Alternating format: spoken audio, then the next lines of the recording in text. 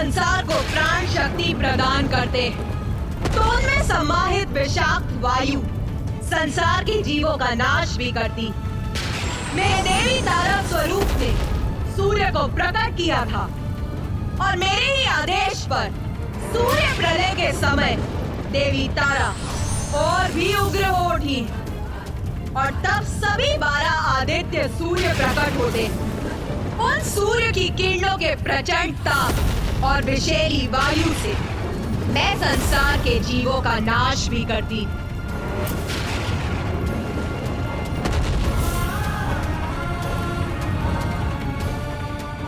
धर्म का पालन और धर्मोचित मार्ग पर चलना ही उचित है।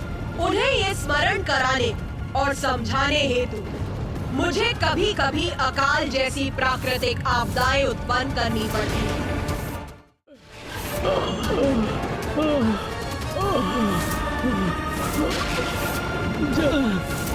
भोजन भोजन जल। हमें क्षमा कीजिए माता, हमें क्षमा कीजिए माता, हम पर दया कीजिए, हम भक्ति पथ से विमुख हो गए। क्षमा कीजिए माता, हमें क्षमा कीजिए माता, हम पर दया कीजिए, हम भक्ति पथ से विमुख हो गए थे, हमें क्षमा जब मैं कीजिए। इस प्रकार खंड प्रलय को उत्पन्न कर ऐसी चेतावनी भेजती तो सभी सन्मार्ग पर लौटना प्रारंभ कर देते।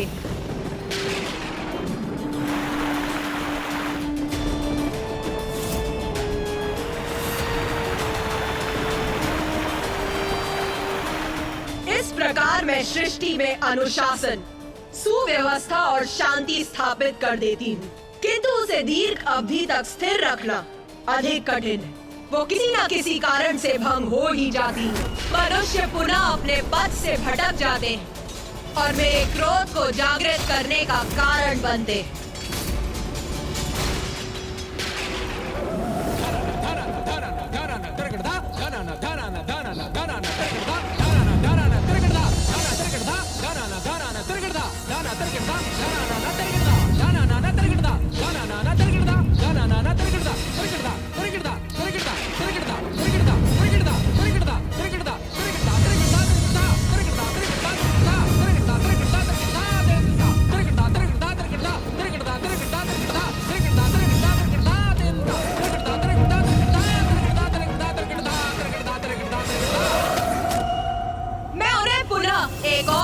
प्रलय रूपी चेतावनी देने हेतु उत्पन्न करती जल प्रलय।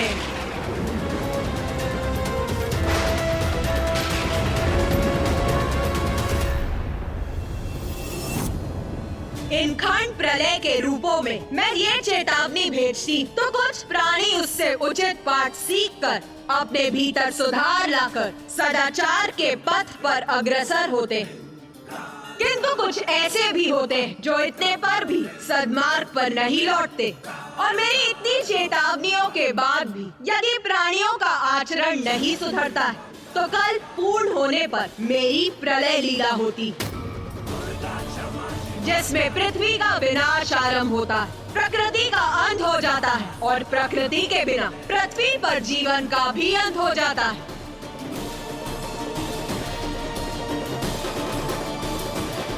देवी षोडशी।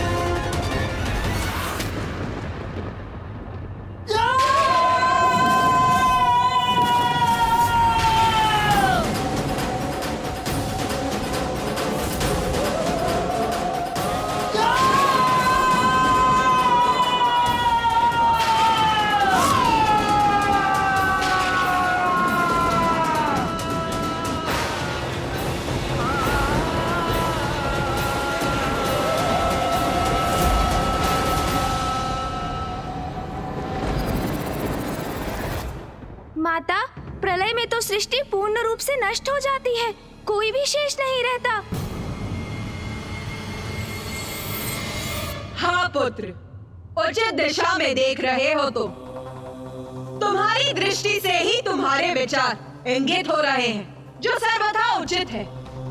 एकमात्र पुत्र मार्कंडेय ही है, जो सृष्टि के अंत के साक्षी होकर भी जीवित है।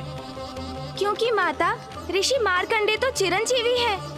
हाँ पुत्र, और पुत्र मार्कंडेय को सृष्टि के अंत के साक्षी बनने के क्रम में कुछ ऐसा भी देखने का सौभाग्य प्राप्त हुआ, जिसका अनुपम दिव्य सौंदर्य था। हाँ माता, प्रलय के उपरांत उस अथाह जल के मध्य एक द्वीप पर स्थित रहकर अनेकों वर्षों तक मैं चलायमान रहा, और तब मुझे एक वट का पत्ता दिखाई दिया, और उस पत्ते पर प्रभु नारायण अपने शिशु रूप में माता द्वारा सृष्टि के पुनरारंभ की प्रतीक्षा में थे।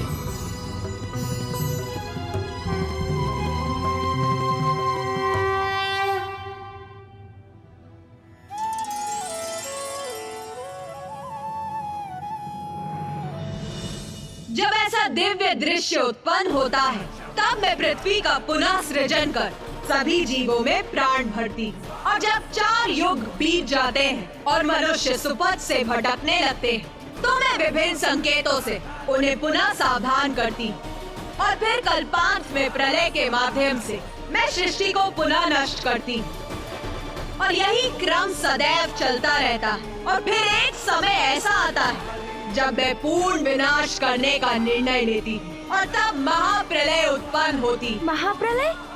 हाँ पुत्र, अभी तो तुमने प्रलय के विषय में सुना, किंतु इससे भी भयंकर और विनाशकारी होती है महाप्रलय, जिससे सभी कुछ नष्ट हो जाता है।